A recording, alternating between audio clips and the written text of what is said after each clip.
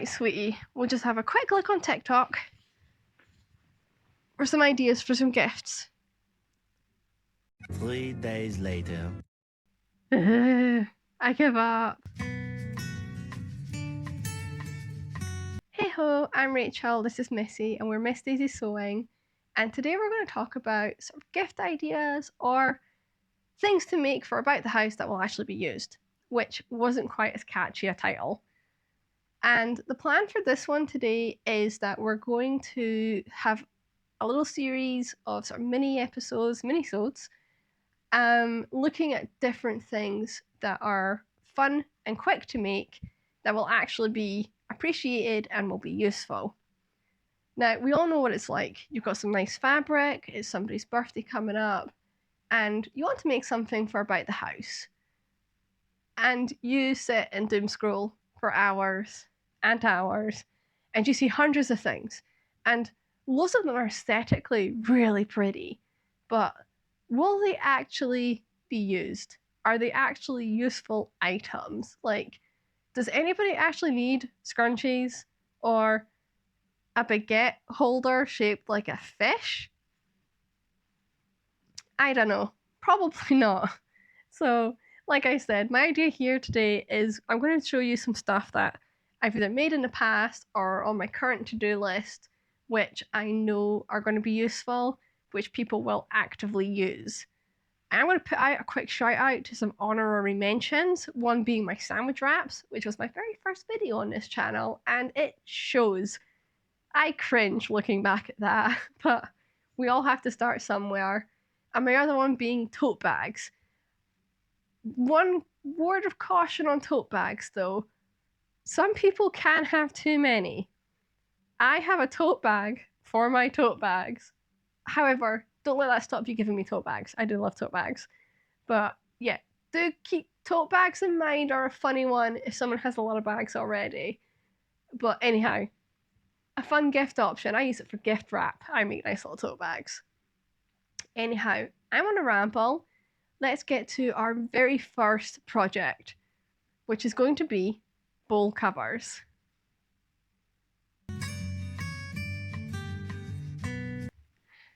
I know what you guys are thinking. You're thinking, who wants bowl covers? I've never heard of anything so twee. And you know what? That's a great first line to think about. We've all got carried away making something before and gifted everybody we know a version of that thing. And inevitably, it ends up in the bottom of the drawer, never to see the light of day. So, who would like a bowl cover?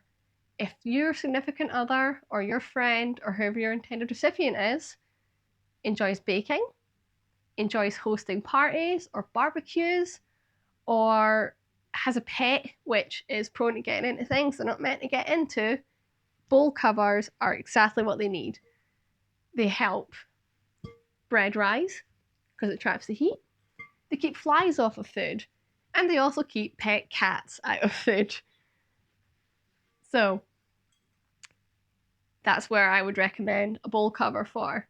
They are also a great little project for battering out in an afternoon. All you need is some nice fat quarters and some elastic, 1/4 inch, 1/2 inch, doesn't matter, whatever you can get your hands on, and they are pretty much guaranteed to work out every time. But enough of me rambling on. Let me show you how to make some.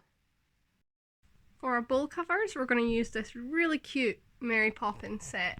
So you can see she's got little silhouettes in here. And I just wanted to embrace something that was going to look really twee. Like, let's lean hard into this project. These here are the bowls I typically use. I've just got a standard mixing bowl. We call these our plates with bumpers, and we usually serve in these. And then just your normal breakfast bowl, soup bowl, whatever you want to call it. And my plan is to make covers specifically for these sizes, mostly for these two. We don't tend to leave stuff in these bowls, but handy to have a few. So mostly these sizes. I think these might actually be the same size or close enough, so that's going to be the first thing I check. And then we're just going to see how much I can get out of the fat quarters. To make templates for this, I marked dots around the bowls, adding about 2.5 inches all the way around before joining them up. And then I tried to be as economical as possible when cutting out all of these circles from those fat quarters. I quickly realised I wasn't going to manage to get a big and a small out of each fat quarter, so I decided to join up those scrap ends of the fat quarters to make a larger piece of fabric for the small bowls. So this works out as quite a good little scrap buster, or at least a way to use up a load of your fat quarters. I've managed to cut out all of my big circles, and then I used the offcuts from those to make the little ones. So you see we've all got the sort of seam down the middle here.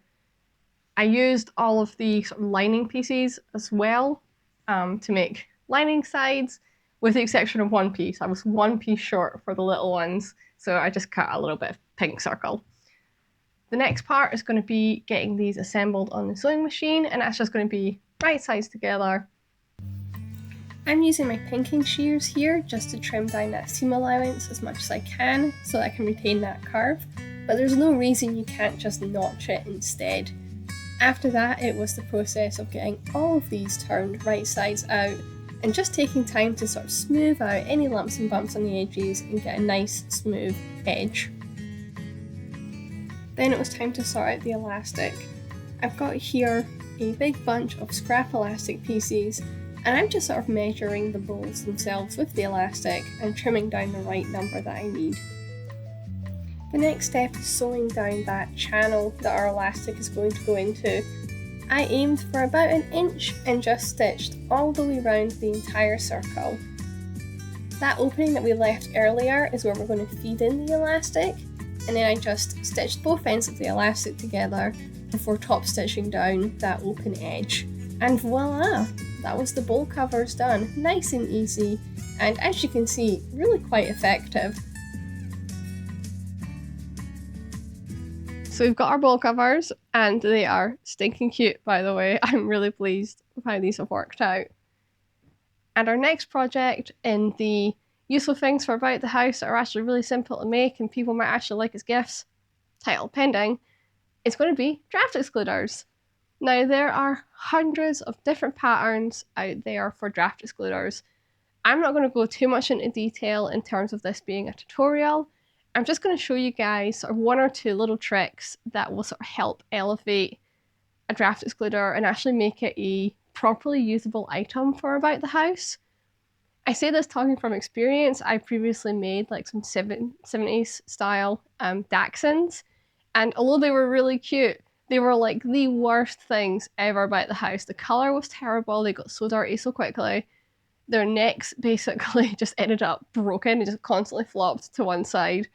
And overall, great in theory, but in practice, not so good. So I'm going to show you guys basically my second attempt at them with a couple of design choices that will make them far more practical for future use.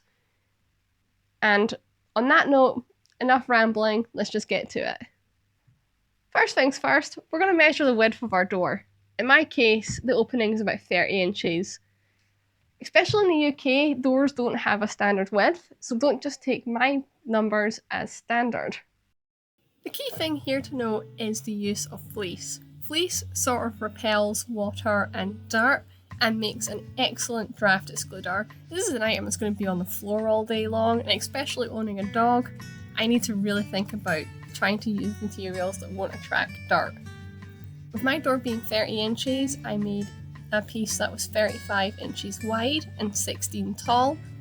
I simply folded this in half before marking out my sort of flap on the top. I want to be able to change out the stuffing that went in this, just to add some longevity into the item. The next part was to use some offcuts from the edging to make some little loops to go on the edge of the draft excluder, and the reasoning for that will become apparent in a moment. I then sewed all of this together, just sealing up that bottom edge, and then along that top edge making sure to catch those loops that I had tucked in there. This was also a great project for me to test buttonholes. I haven't done them before on this machine, and it was a very different mechanism to what I'm used to.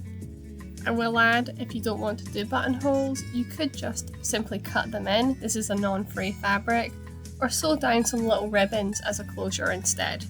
And then it was time to sew on the buttons. This project end to end probably took just under an hour, so this is a great speed run project for if you just need to knock out something in an evening. Once I was happy with the buttons, it was time to get this on the door. I'd purchased these little hooks that just stick on. They can pop off again in the summer and aren't going to leave any marks. And then I'm just hanging on that draft excluder onto those hooks.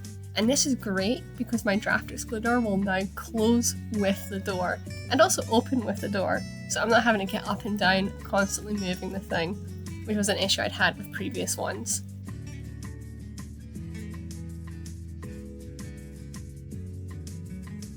I'm pleased to say the draft excluders have already gone down really well. I've already had a compliment, so I'm not going to complain about that.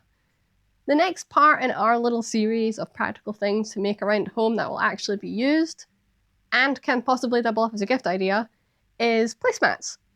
If you've got a friend who enjoys hosting, cooking, or just generally eating around a dining table, placemats are quite a fun way to add a bit of personality and colour to a space. I personally don't use placemats. I like to use them, like this is one I made years ago, and that's to protect the table from like hot pans and things. And today we're going to make some placemats specifically to protect some surfaces, one being an area in the bathroom and one being Missy's sort of food area in the kitchen. I previously was just using like kind of like mouse mat type mats, and they haven't really survived the multiple washings that those spaces require of them. So we're going to make some. I've picked out some nice fabrics. I'm going to use a fleece in the middle, just because, as I've previously mentioned, it repels moisture, which is kind of what you want for mats. And we'll just show you how easy this project is, because it's an afternoon project at most, unless you want to get super fancy with like the tops, but we're not going to worry about that today. So hop along and I'll show you what I mean. So I've got two thoughts for the placemats. I want one set to be in Missy's kind of dog food area. The key thing here is it needs to be dark, because whilst the intention is that we're going to be changing it over weekly, dog food, guys, like, it needs to be dark. So I really like these patterns. They sort of like little doves and moons and stuff, and then these little moons here. So that's going to be for the dog food area, and then the next one's going to go in the bathroom. We've got an area where we've got like a plant pot and stuff, and things just get put down on it, which, because it's white, keeps marking like the enamel stuff. So we need a little placemat there, and I want to go with this sort of nice sort of water fishy ones, these beautiful like little lotus flowers for the bathroom. And yeah, we'll sort of see how that bit goes. The first port of call was measuring all of the spaces I wanted mats for, and then it was cutting out the fleece pieces first of all. I did add a 1-inch seam allowance and tried to prioritise using up the odds and ends of fleece that I had. I was starting to think that I should rename this video as Things to Do with Fleecy Scraps, but I do promise there are projects that don't involve fleece later in this video. After that I repeated the same process but using the nice fabrics. I didn't need to do any fancy cutting on this one, but if you were to be using a large panel type fabric, then I would recommend fussy cutting for this, because this is the layer that you will see. So I've got here the front and back for the bathroom pieces with the two different batik fabrics. These will get sandwiched with fleece in the middle. Now weirdly, these fat quarters are bigger than these ones. So what I've decided is that I'm not going to worry about making a sandwich of these. These will have this on the front, and then the fleece itself will be the back. And I'll just do some neat top stitching to make it nice and pretty. And yeah, now it's time for the sewing machine. So this is as easy as just cutting out either 2 or 3, depending on if you want the sandwich or not, pieces of the size you want, plus 1 inch for your seam allowance. So for our fish one here, we're going to have the front and the back right sides together.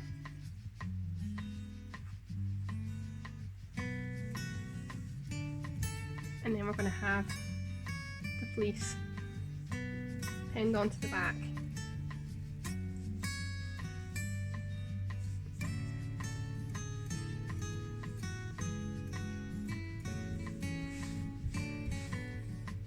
And because the fleece is kind of stretchy, we're just going to pin this all together.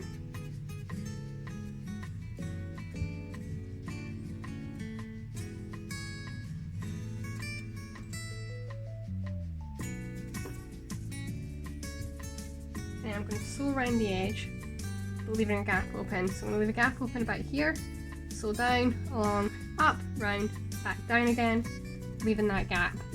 And then that'll let me turn it right sides out. You can see if we peek in here, you can see the nice side of the fish. This is another great project for using up loads of sort of scrappy odds and ends, and also a really quick palette cleanser.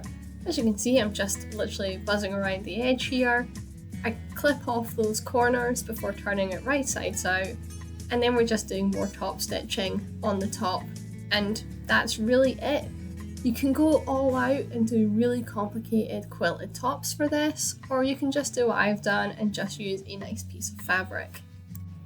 I rinsed and repeated this exact same process, but just with the 2 layers for the slightly larger placemats, and then this project was done. Another one that I easily did in just over an hour. I do promise that that was one afternoon's worth of sewing. Not even that, hour and a half, I think at most. But in the evening, I might have got myself a little haircut. It was time for a big chop. I've been meaning to do one for quite a while now. And no, this is not styled, this is my natural wave pattern. And I'm just having to sort of relearn what it does when it's this short. I've, since I was about 19, I've gone from basically butt length to bob and back again a couple of times now. So we're on a short run, and I think it's fun. I think it's cute. But nonetheless, I digress. We're not here to talk about my hair. We're here to talk about fun sewing projects that are also practical. So, placemats. Very pleased. That's the little fish one with the fleece in the middle. The one from Missy's sewing prep area, which, because it's only got the fleece backing, is not as thick. You can feel that when you're actually sort of touching the 2 different ones.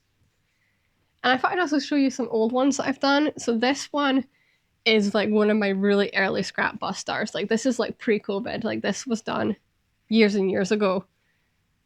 And I was still learning to sew at this point. This is literally an upcycled pair of jeans on the back, sort of the corduroy. And I just top stitched down the bits of scraps here to make a rough, big enough piece, and then just went to town quilting on top of it before using some pinking shears on the edge and accepting it was going to fray. And it's held up really well. This thing has been washed so much and it's held up really well. And then I've got here, this one's actually a tea towel. And I've backed it with some nice purple fabric. I picked this up in Disneyland. It's the Phantom Manor wallpaper. And I like to use this one when I've got sort of guests over and I sort of serve food on it, because it's kind of pretty. On the subject of pretty, if you're going to, I really want to encourage people to go through their stash, use up those nice fabrics that they've been scared to use. But if you're going to pick a fabric that you're scared to get dirty or you're scared to wash hundreds of times, then it's probably not the right fabric for this project. I don't want to encourage people, as I said, to use those pretty fabrics. Like, they are meant to be seen, and they really do add and elevate a space when you've got these really bright prints. So yeah, that's something to think about when you're picking your fabrics for this project. These are going to get dirty and they are going to get washed a lot. So pick fabrics that aren't going to shrink a lot, and pick fabrics that, yeah, you don't mind the fact that they're going to last a couple of years and then you're probably going to have to make another set of these. I think these are really fun as gifts. You can do really complicated like quilt tops for them, or you can just pick some nice fabrics like what I've done today. But you can sort of pick them specifically with a person in mind and then do them for like their dining room table or little heat mats for in the kitchen or whatever. So I do think these are quite a fun project for the right person. Now, our next project we're going to talk about is going to be doorstops. This is my office. I work over there. And these guys live here when I'm not on phone calls because they can get very noisy. And are you going to say hi, or are you hiding because I'm being weird with a camera? So that one there is Roundtree, and Terry's hiding in the corner, refusing to be seen just there. And then what I have is a door here. And when the door opens, it bumps into the bottom of the cage, which isn't ideal. I did have a doorstop for this door, but it's been sequestered to another door. So these guys need a doorstop. For this project, I'm literally making one square. It's 16 by 16 centimeters. Yes, I use them interchangeably with inches. And then I've made 4 triangles with that 16 centimeters for their base, up to 16 centimeters for the tip of the triangle in the middle. So basically draw your sort of 16 centimeter square and then make your triangle by finding that center point in the top. This is another one of those projects where there's 101 different styles to choose from, and you could also dress this up quite a lot by doing different coloured triangle sides and all that kind of stuff, but I've kept it really simple here, and again using fleece because it's easy to keep clean and is relatively dirt resistant. As you can see here, I'm now placing those triangles around the edges, and then I'm also making a little loop that I'm going to sew into the side seam. The most difficult part of this is probably sewing these sort of triangles together. I just basically ran with it and wasn't too worried about that top piece being perfect. So first of all, I stitched all of the triangles together, and then I stitched that square base on the bottom, leaving an edge open that I would hand stitch later. Stash busting doesn't stop at fabric in this house. You've seen the fish, I have spare sand, and I needed something to be a weight for my doorstop. I filled up a Ziploc bag with that sand and basically kind of wedged it in there, and then used up a bunch of stuffing to try and pad out that doorstop into that nice triangular shape. And then I hand stitched that opening. I could have left a slightly bigger opening that would have made getting the sand in much easier, but I am definitely the kind of person who tries to minimise my hand sewing as much as possible, purely because I dislike it. Hi again! It's only been like 30 minutes. They're like, leave us to my millet. So, we have a doorstop. Ta-da! And, well, let's just test it. I'm just gonna close the door a little bit, and we're just gonna let it swing open. Look at that. The cage didn't move an inch. Perfect. You guys will be much happier now. We're not going to accidentally bonk the cage. They're just like, please leave us alone. You're strange. It has no feathers, I know. I'll leave you guys to it. It's almost their bedtime, so they are sleepy and eepy. But, mission done. Right guys, I'm not gonna lie to you, that fish baguette holder has been living rent-free in my brain since I saw it. So, full credit to Charlotte Violet, because that's the first person I saw do the fish baguette holder, specifically as a sardine in her case. And if anyone else has done it before her, I'm not aware of that, so credit going there. Now, Charlotte says in her comments that she used a pillowcase pattern for her sardine, but that's not how we do things on this channel. We have an idea, we've got a concept, so we're just going to run with it. I know how to do a drawstring bag, so we're basically going to make a long, skinny drawstring bag and kind of shape it to look like a fish, stick some fins on it, and just scratch that little edge. Whilst everything else in this video was considered useful and things people will actually want, I'm not sure this falls into that category, but you gotta do what you gotta do. That, and I need to do something with this bread. Like, Matt's got his eyes on this for dinner, so this is going to be a morning project so that hopefully we can get some footage of it before it's eaten.